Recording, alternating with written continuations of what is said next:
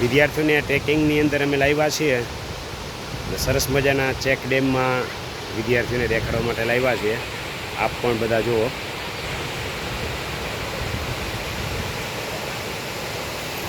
કુદરતી વાતાવરણ, પ્રકૃતિની નજીક, ચારેકોર જંગલ, જંગલની અંદર ડિસ્કવર પબ્લિક સ્કૂલના વિદ્યાર્થીઓનો ટ્રેક.